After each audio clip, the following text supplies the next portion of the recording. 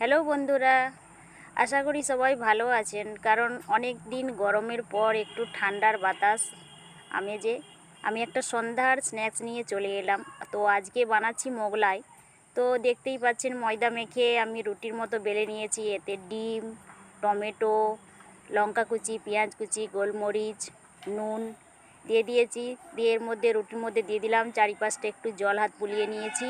এরপর এটাকে ভালোভাবে একটু মুড়ে নিলাম যাতে ওই মশলাটা না বেরিয়ে যায়।